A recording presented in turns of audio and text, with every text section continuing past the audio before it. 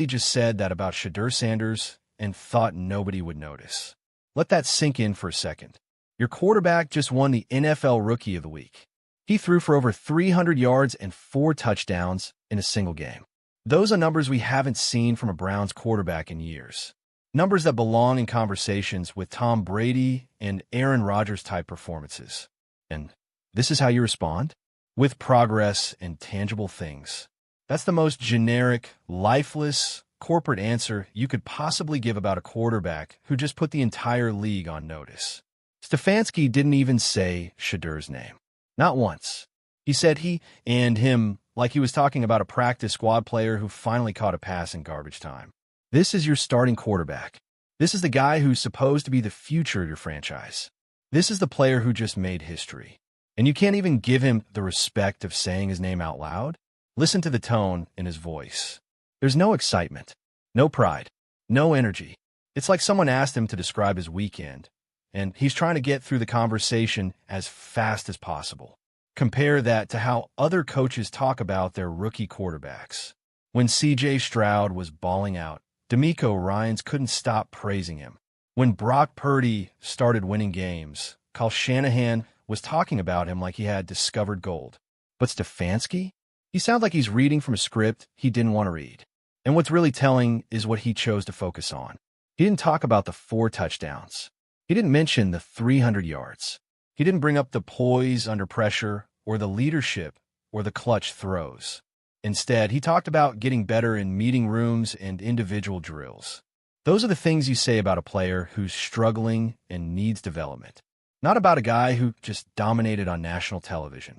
This is the same coach who's been putting Shedeur in terrible situations all season long, calling 4th down plays deep in their own territory, running aggressive schemes when they should be protecting the ball, making decisions that put all the pressure on the quarterback and then acting surprised when things don't work out. And when Shedeur succeeds despite all of that, Stefanski can't even give him proper credit. He just moves on to the next question like it's no big deal. But here's what really makes this frustrating. Shedeur has been nothing but professional through all of this. He doesn't complain about the play calling. He doesn't throw his coach under the bus.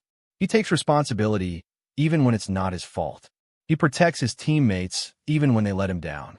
He handles the media with maturity that most veterans don't have.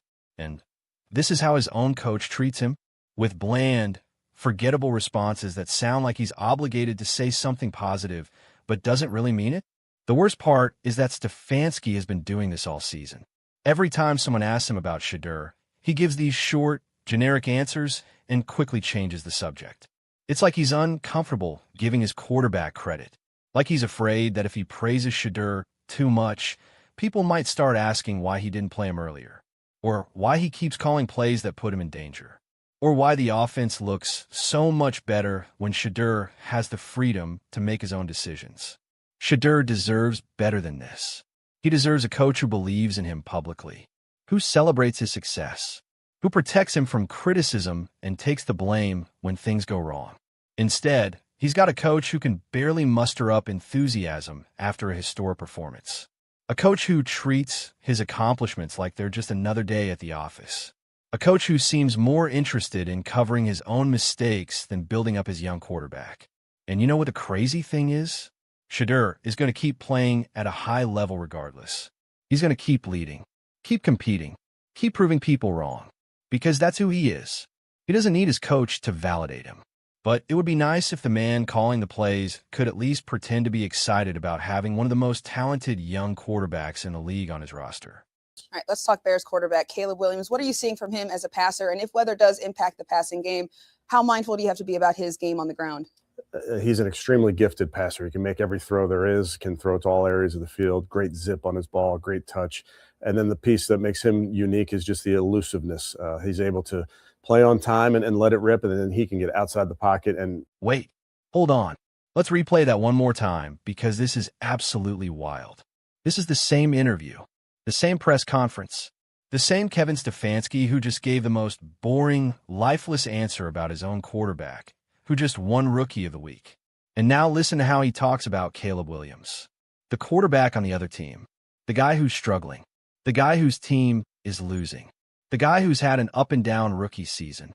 Extremely gifted passer. Can make every throw there is. Great zip. Great touch. The piece that makes him unique is the elusiveness. Listen to the energy. Listen to the details.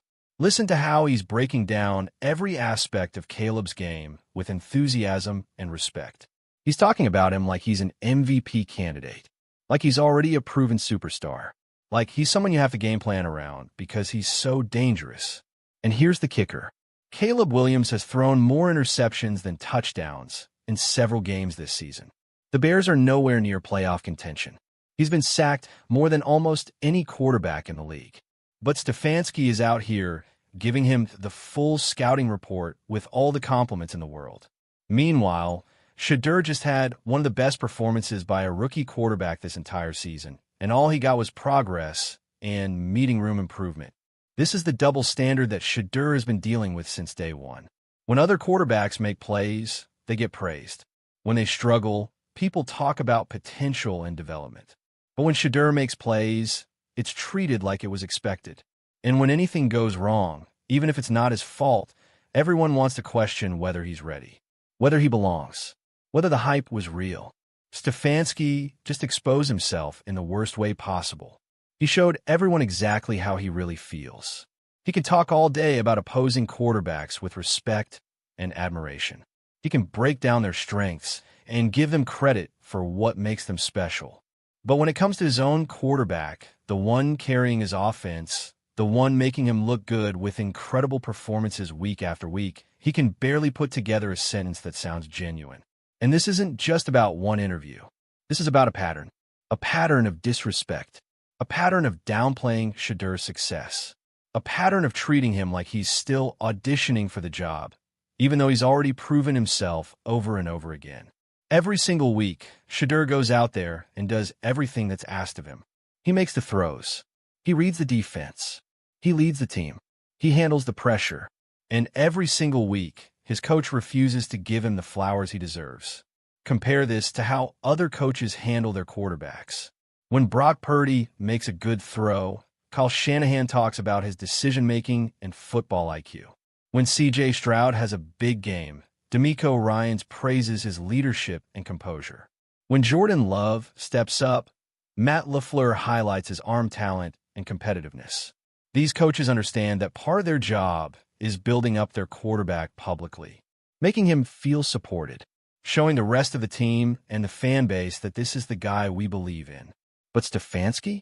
He's doing the opposite. He's minimizing Shedeur's accomplishments.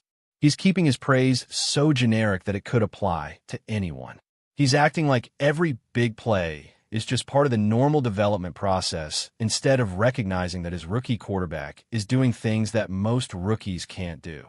And then in the same breath, he turns around and gives a passionate, detailed breakdown of an opposing quarterback who hasn't accomplished half of what Shedeur has this season.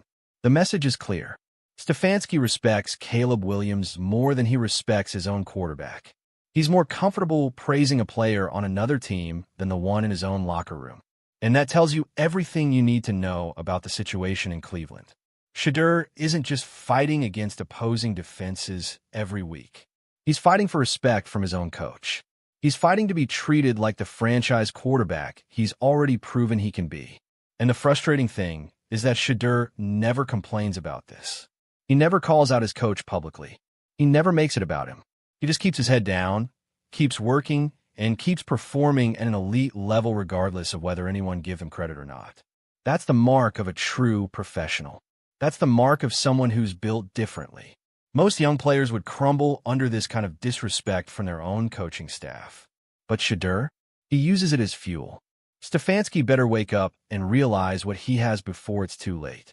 Because the way he's treating Shedeur right now is not how you handle a future star. This is how you create resentment. This is how you lose the locker room. This is how you end up on the hot seat when your quarterback takes his talents somewhere else and lights up the league without you. They treated him like a guy that was unproven. They treated him like a guy that we watched his film and he wasn't draftable in the early rounds. But what he has shown through these weeks, through his play and his leadership, was that evaluation was wrong. Why is Shedeur Sanders the only person that is in constant evaluation of how would he perform or what would we say if that's the case. That right there is the question everyone should be asking. Why is Shedeur Sanders the only quarterback who constantly has to prove himself even after he's already proven himself? Why is he the only one who gets evaluated on a different standard than everyone else? Why is he the only one who has to be perfect every single week just to get the bare minimum of respect? Think about what this analyst just said. They treated him like he was unproven, like he wasn't worth a high draft pick. The film didn't show what everyone could clearly see. And now that he's out there dominating, they still won't admit they were wrong. They still won't give him the credit he deserves. They still treat every game like it's another test he has to pass instead of recognizing that he's already passed all the tests they threw at him. When other rookie quarterbacks have good games, the narrative is about how bright their future is. They're the cornerstone of the franchise, how they're ahead of schedule in their development. But when Shedeur has good games, the narrative is about whether it's sustainable, whether it was just one game, whether he can do it again next week. It's exhausting, and it's completely unfair. Look at how Bryce Young was treated when he was drafted. The entire league talked about him like he was a guaranteed franchise quarterback, even though there were serious questions about his size and arm strength. Look at how Anthony Richardson was praised for his physical tools, even though he barely played in college and was wildly inconsistent. Look at how every other highly touted quarterback prospect gets the benefit of the doubt and a long leash to develop. But Shedeur, he had to fight for every opportunity. He had to sit on the bench even when he was clearly the best option. He had to deal with questions about his attitude and his father and whether he was a system quarterback. And now that he's out here proving all the doubters wrong, they still won't let him enjoy it. They still won't treat him like the elite quarterback he's shown he can be. Instead, they keep moving the goalposts. First, it was, can he play at the NFL level? Then it was, can he handle the pressure? Then it was, can he do it consistently? And now it's, can he do it in the playoffs? The standard keeps changing because they don't want to admit they were wrong about him from the beginning. This is bigger than just Stefanski and the Browns. This is about how the entire NFL has treated Shedeur Sanders since he declared for the draft. Teams passed on him not because of his talent, but because of narratives that had nothing to do with football, because of who his father is, because of the way he carried himself with confidence, because he didn't fit the mold of what they thought a quarterback should be. And now those same teams are watching him light up the league and trying to figure out how they missed on him so badly.